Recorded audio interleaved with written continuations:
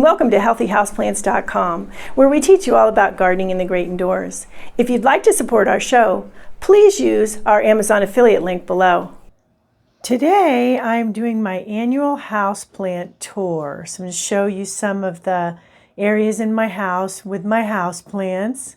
My houseplants are always surrounding me. I actually had my aunt visit a few months ago, and she hadn't been here, and it had been many years actually. And she was before she came to visit, she didn't have any houseplants, but she really enjoyed sitting amongst all my houseplants, and it thrilled her so much that she started buying houseplants, and I think now she's up to about 15 or 20, and so this was only like 3 or 4 months ago that she was here. So it can be contagious. Now here what you see is something that's really special to me. My mother passed away a little over a year ago. Just a few days ago was the anniversary of her passing, and she had really nice taste, very elegant taste, and the desk was hers, and some of the items were hers, and then some of them were mine, and the plants are mine, and it was just really exciting when I put things together in here, how seamlessly it all went together, and it's always reminds me of her when I'm in this room in particular, and in other areas of the house as well. So you can see how nicely the plants do look here. My mother's favorite colors were purple first and then pink. So we have a pink African violet there next to the gorgeous lamp that she actually made the lampshade. She was very creative as well. And to the right of that, you'll see my pink, my variegated pink Chinese evergreen. I love that plant. They're so easy to grow. I do have various videos on growing all of these plants, and I'll put links below. That fan in the middle there was actually given to me by my daughter, so it just fits in really nicely. And when I use the desk, I move it, or I use it when I'm hot. Over there to the left a little bit, you will see an orchid. Now this is looks like a moth orchid with the smaller leaves, but actually with the smaller blooms, buds.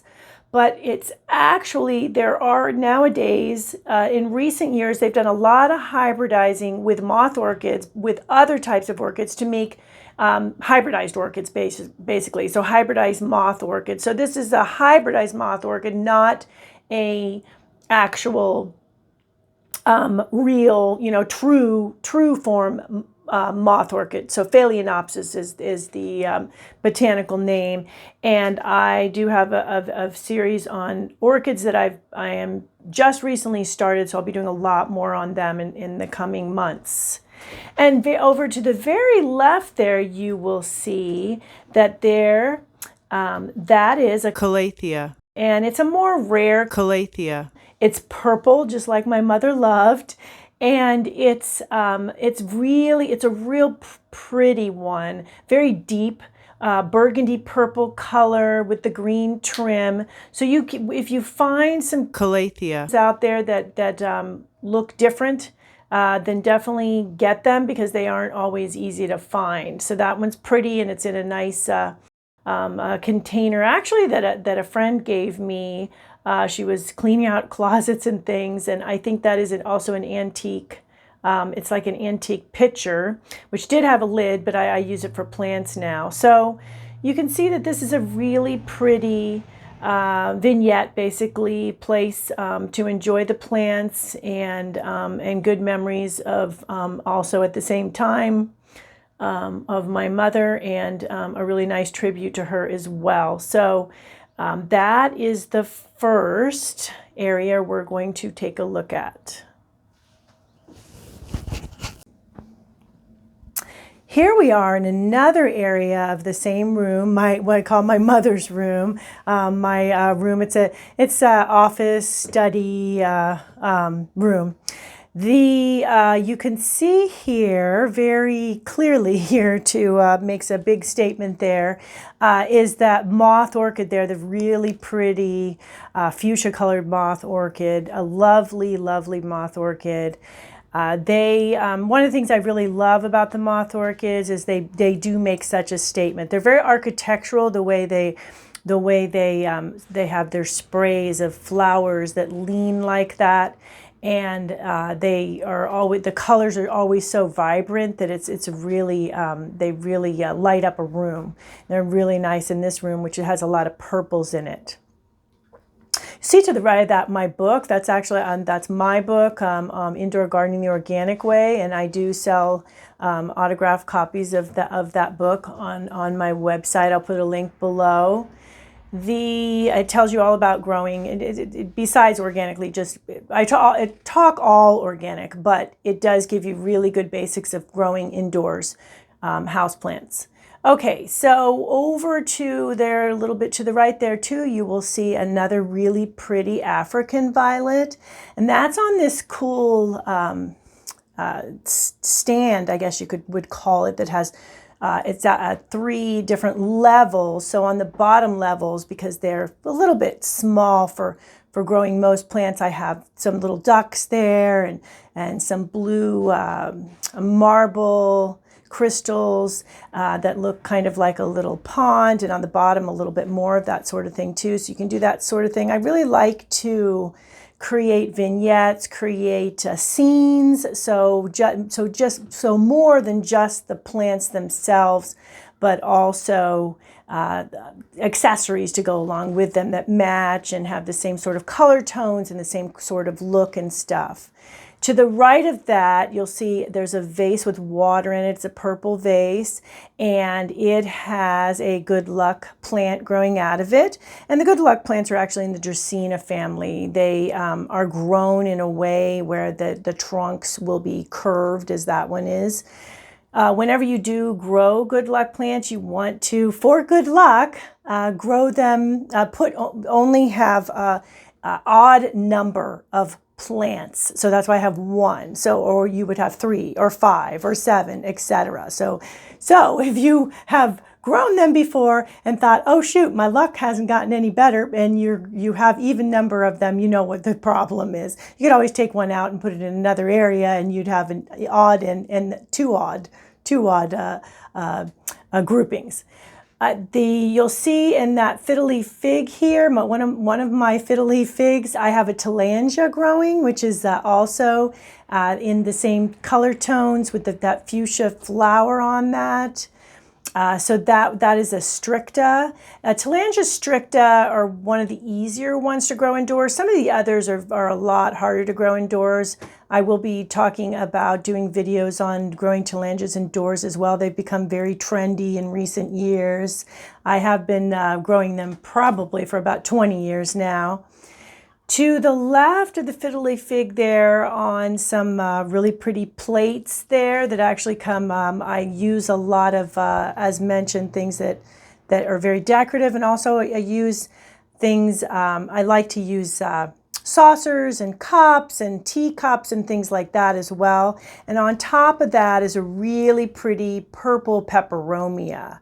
So that looks really nice on that. And there's a footrest there which has some, may be able to see it a little bit there, has some beading on it that my mother did dress up this footrest as well to go with the purple in her home, and now it goes really well in this room. And to the left of that is a really pretty statue holding a ball that was also my mother's, that I always loved. So back up on top of the bookcase there, you will see a spike moss, and that's in a little teacup, as you can see. To the right of that is an African violet that is just finishing up, and that is also a teacup set, saucer and cup there. So makes a really cute look. And to the back of that is actually a teapot that is hand painted. So a really nice little vignette, as mentioned, pulls it all together. And then in the very back on the floor, can't see it as much right now, but in there you can see the pretty Anthurium in the same color scheme. So pretty much the same color scheme throughout this whole vignette, including my book cover as well. So it really works out really, really well there. So that is it for this section. All right, we are in another section of this room here, the office study room, and another really pretty vignette here. This bookcase was my mother's as well, and that table there was actually, I got in Egypt many years ago and gave it to my mother, so got it back when she passed, and I really love that table. It's inlaid and it's very pretty. On top of that table you will see another moth orchid in the same color scheme as you'll see. This one a little more pink, and it's actually a really cool one. It's got a veining in the darker burgundy, and then the pinker, the pink leaves against the pink leaf, which is really nice. So, and the throats are that the burgundy fuchsia color as well. To the right of that is another one of those hybrid orchids that I was talking about. That one is same color tones as well, and very, very bright and vibrant, really, really pretty one as well. Back on the table from Egypt, another pretty African violet, this one in the nice purple and with white, variegated white there. Actually even the white is a little purple. And behind that is another miniature African violet that just finished blooming. So that one's not blooming right now. On the bookcase there as well, you will see to the very right, that is a Bermeliad in species, and I will put I'll put the links of and actually names of the various plants below as well for you. So that one's really pretty. It has that nice pinky color as well. Inside of the case, you will see there's some polka dot plant, a pink one. There's also in there another African violet to the left that is purple, and then to the right, into the right on that second shelf is a white African violet. So real pretty one as well. There's some photos in there. The photo that you can see on the bottom there to the very left was my great-grandma Rose. And I also have my middle name is Rose, and she is where I got my green thumb, because she had quite a green thumb. So actually in Tustin, California, where she moved after they moved from the Midwest, she put a little sprig into the ground and it became a giant tree, a Douglas fir tree. So she had quite the green thumb, as I mentioned. And also in there on the second shelf in the middle there, in the little pot, is a little white polka dot plant. So those are I really like the polka dot plants as long as you keep them pinched back, because that otherwise they get rangy. But if you keep them pinched back, they're very colorful. They really work well in these sorts of vignettes where you're showing off your plants and showing how pretty they are, and combining the accessories with the colors and the patterns. That one on the second shelf with the white African violet, that around the pot there is actually wallpaper. So you can take wallpaper and you can use wallpaper to decorate your pots as well, to bring in the theme. And say you've used that wallpaper in different areas of the space, you can also put that on your pots as well. So it's a very fun way to do that. You'll see a little doll there in the very bottom, to the bottom inside the cabinet to the right there. And that's a doll that I made with paper mache when I was in Girl Scouts many moons ago. And I still have her. She's got little her hair has is big puffy curls there. And she has also, you can't see it, you can see a little bit of it, but she does have a boa that is pink, so it all pulls all the colors together. in there as well. You can see in the background to the left and background of that pink polka dot plant on the bottom shelf there is a stalk, the flower that I grew in my garden last year, and it dries really well. So it's a really pretty pink that pulls all the colors in together as well. So that is some of what is in there. The little doilies were my great-grandmother's and my grandmother's, and so I have those in there as well. And then the box on that you can see in the front with the blue, and it was my mother's happy box. So she would put things in there that made her happy. So I like to do that as well. A lot of pictures in there right now. So that's it for this section, and as you can see. Once again, all pulled together with the color tones and even the shapes, like the shape of the bookcase, the case, as along with the shape of the table, and then there's a painting there to the left, which is actually a girl in a long purple dress. And it all blends really well together, and with the windows there too. I have a lot of windows in this room. So there you go with that section, and we will move on to the next one. Okay, here we are in another area of my house. This is my dining room. It is a northwest corner, and actually this is the west corner here of the dining room. There is a lot of foliage, plants outside, a camellia bush outside, an orange tree out there. So they do shade this window some, but it does still get fairly good, nice, bright light, so I can grow quite a bit in this room. This is actually the room that I mentioned my aunt coming to visit, and this is the room where she was spending a lot of time for a while and really enjoying it. So being surrounded by like a conservatory of plants, right? So you will see here to the left there, to the very left over there in the striped pot, that's my ZZ plant. I love ZZ plant. They have a really nice architectural look to them. They're extremely easy to grow. They naturally have shiny leaves, so if you like shiny leaf plants, they're a great choice for you. As I talk about in a video about leaf shine products, those aren't really good for your plants because it prevents them from breathing. So if you like that shiny look, there you go with the ZZ plant. Real easy to grow, as I mentioned. As long as you don't overwater them or overpot them, you will be doing really well with them. Over there in the corner, still on the left side there, behind the two plants standing up tall there is Dracaena.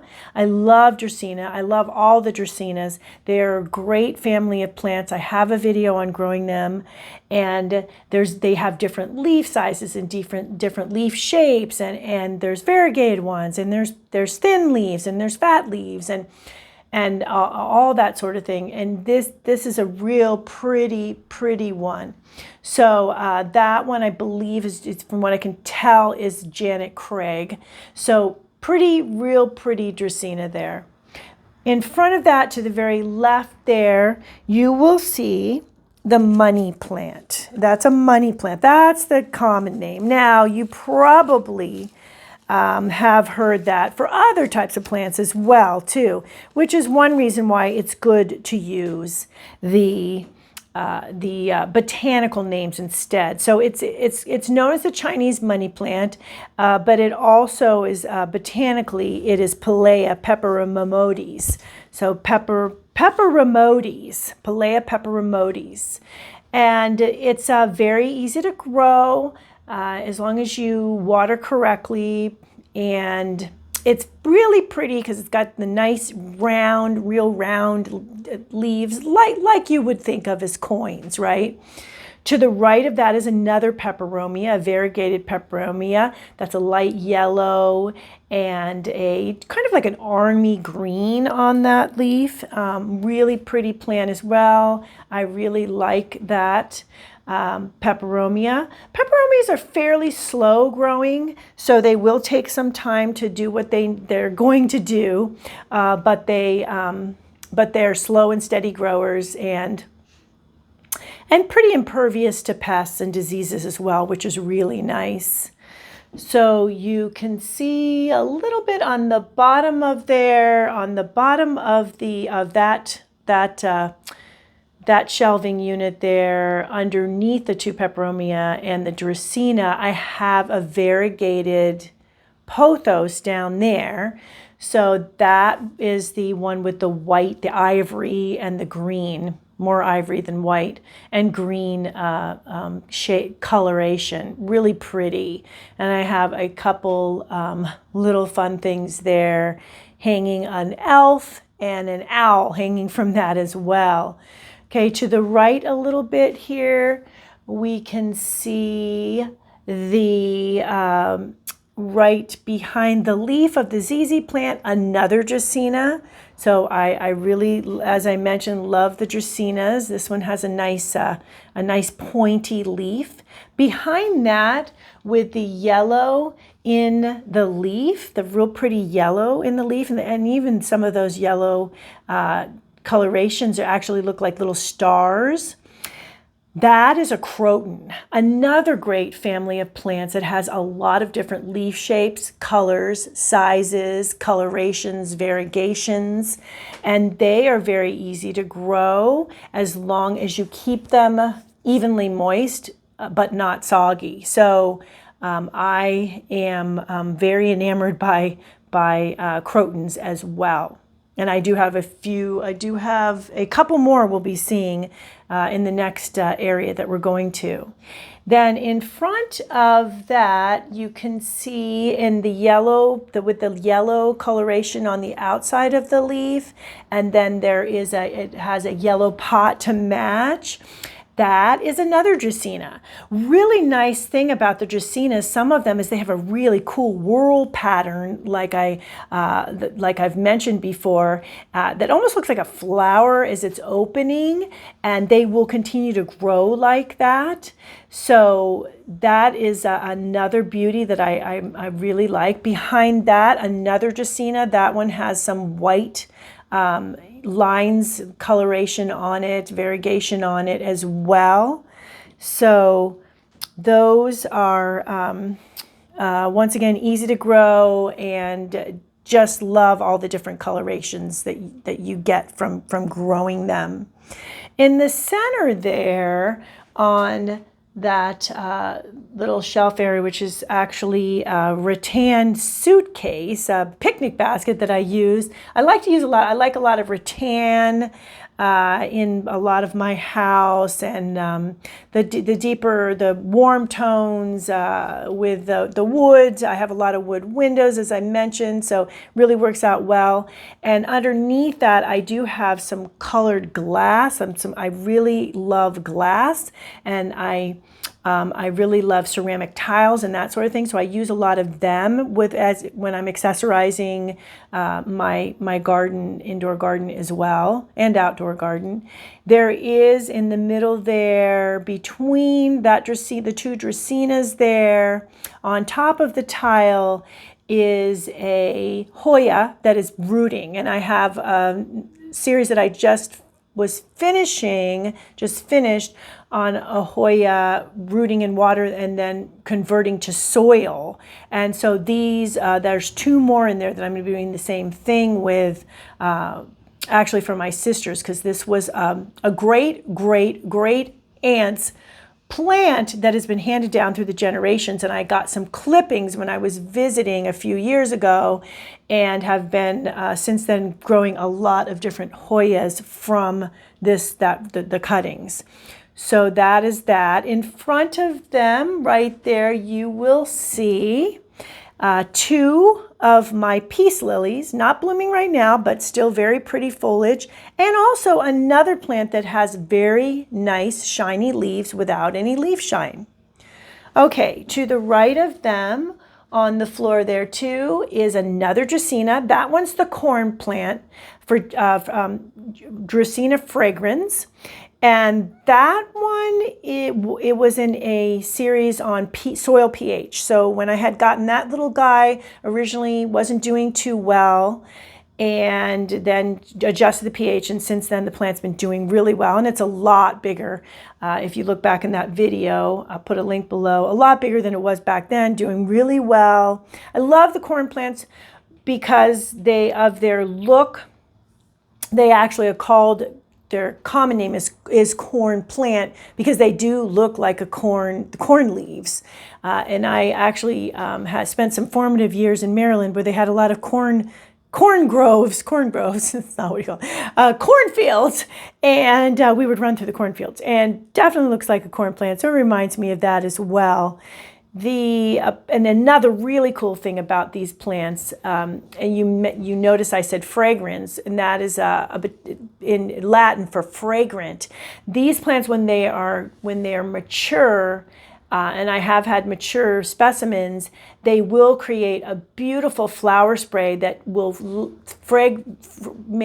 is very fragrant and will create a wonderful aroma throughout your home. So definitely worth growing the plant, and definitely worth having a mature plant in your garden as well. But of course you have to start somewhere. Behind that corn plant, up on the next table there, you will see someone you may recognize. That's Lucy, the spider plant. She's in the Spider Plant Revival series. She's doing really well. Much bigger, much healthier than she was when I first started out with her. So she's sitting there with everyone else. Behind her, a little bit hard to see, but you can see some of the leaves coming out. So that plant is very cool. It is Monstera Adenosinai. So it is a Monstera. And you can see it has the leaves with the holes in it, the holy leaves. Commonly, they will call it Swiss cheese plant. And it always reminds me of the snowflakes you would make where you fold the paper and cut. So that one is very, very nice one. It stays with the smaller leaves and it just keeps growing. It's a really nice plant for hanging over the side of things and also for hanging baskets. To the back of that plant there, another Dracaena. You see very nice color tones with more of a limey green outside and then a darker green on the inside. And then another Dracaena to the right of that with the very thin leaves, and those leaves have a little bit of pink in them. So there is, as mentioned, quite a few Dracaenas in my collection. Now to the right there, on what is actually an antique high chair that was passed on through the family and has been used periodically. On top of that, I have my terrarium, and in the terrarium, I do have spike moss and also a little polka dot plant, a white one. And then there is a little fairy house there, and you will see there's a fairy sitting in front too. So really cool. I love doing terrariums. I have a whole series on terrariums. I'll put the link below. They are so much fun. You get lost in the story that you're creating in the terrarium. So we see that this little fairy is very contemplative. She's thinking about something, and you can only imagine what she's thinking about as she looks at, I do have some glass tile in there as well. So that is the terrarium, and it keeps it nice and moist in there for the spike moss. Really good place to grow spike moss and the fern and ferns and anything that really needs high humidity is to put it in a terrarium if you've been having difficulty with keeping things that even the polka dot plant loves it too. So if you've been having problems with dry air, just drying things out and things not doing well, go for a terrarium. To the right of that, you will see a really pretty plant. That one is a philodendron. It's a Philodendron Bricka, and I love the philodendrons. There's all different types of philodendrons. They all grow really well indoors. They just love the indoors, and they just thrive indoors. So, and you can see that one has a really nice big leaf on it. So it can really make a nice statement for you. Underneath that, and then in the front there, on top of that tile, is a peperomia, standard peperomia, green. Underneath there, on the high chair, underneath there are two different philodendrons, so the heartleaf philodendrons. The one on the right is in a revival series, the lime green one, and then the one on the left is a darker green. So that's what's on there. And then in front of that on the floor, you will see the Ming Aurelia Fabian. And I have a couple videos on this plant. Many Ming Aurelias are very ferny, but this type of Ming Aurelia actually has a big round leaf. So that's the variety Fabian. To the right there, you'll see another little chest there. And we have on there, I have in the front there, in the middle, in the white pot, is a really cool peace lily. It's a variegated peace lily. So the leaves have white striations in them, which is really, really eye-catching and interesting and different for a peace lily as well. To the left of that plant, you will see another peperomia. That one is Peperomia palabotria. So it's a very interesting one. It's got a very interesting leaf shape. It's roundish, but sort of oval too. And I really like plants too that have the different leaf shapes, something a little more unusual, something that will make you think like, wow, what is this? What's that? So that is really fun. Behind that, you see that to the very behind that one peperomia is a cordyline glauca. Love those plants. I love the upright habit of it, the leaf and how it's slender and it reaches up for the ceiling, so to speak. Really cool plant and very easy to grow as well. Then to the very right on this table here, you will see a Chinese evergreen. No, actually Dieffenbachia growing there. So real pretty Dieffenbachia. Dieffenbachias are great because of the leaf. They have different leaf sizes. The leaves will get bigger as the bigger the plants get, and they always have great variegation. So with that splash of green, and then you've got the white too. So love that plant as well. Okay, then you will see behind there, next to the window, I do have a Ficus Benjamina there as well. To the right there a little bit, you will see a rubber tree that's growing there. It's a big rubber tree. I do have Henry, who is a rubber tree, but that's not him yet. He's not that big yet. That's another rubber tree that I have. And then to the very right of that, you can see just a little bit of Matilda, who was in a revival series, the Ficus lyrata, Fiddleleaf Fig. And down below, a little bit to the right there too, you will see my creeping charleaves doing really well there on that rattan thing. And then underneath the shelving there, you will see some more polka dot plants in different color variations. So they do really well, like I mentioned, to light up different areas of the house, of rooms, etc. They do need a little more light than they're getting down there, so I do take them out regularly and give them some light, put them down, and I will move things around in that area because of the lower light located down there. So that is it for this section here. Oh, one more thing I do have in there. You will see in this last shelving unit, the table thing, behind the Dieffenbachia is a coleus. I do grow them from seed, and they do like it on the warmer side, but this one is still growing. It's got little pink tones in it and green, so it's really pretty as well. So there you go with this section of my dining room. Okay, so now we are in another section of my indoor garden. This one is very colorful, a lot of different leaf shapes, as you'll see.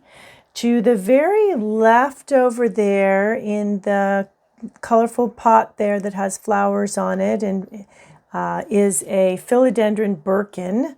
Really easy to grow plant, really lovely. I love the variegation on that plant. The variegation and the ease of growth of that plant I absolutely love. The philodendrons, as I've been mentioning, are really easy to grow plants, very easy, pretty, disease resistant. They stand up to over or under watering on occasion, so really nice plants. Okay, right behind that is another Croton, one of my many Crotons. I love the Crotons, the colors, the leaf shape, etc. The very bright colors, something that if you were to glance at an indoor garden, when you have a lot of Crotons in the indoor garden, it almost gives you an idea of the fact that like you have flowers in the garden, in your indoor garden. It gives that idea. So to the right of that is, you'll see it's a vining plant. That is a lipstick vine. It's a variegated lipstick vine. I absolutely love lipstick plants because they have flowers that actually look like a lipstick. When you open a lipstick and you turn the lipstick, that looks like that when the flowers are forming. The really cool plant, and there is actually a bud on there. It's really hard to see at this point because it's very small, but I'm very excited to see a bud on that plant. This is an eastern exposure, so it gets some really nice sun in the morning, and then the room is bright overall during the day, but this is a really good spot. Eastern exposure is a really good spot for flowering plants. Behind that, you'll see another Croton. You can see that Croton has a different leaf shape to it, so very pretty, once again, coloring on that. To the right of that is actually outside. That's a spider plant outside under my eave.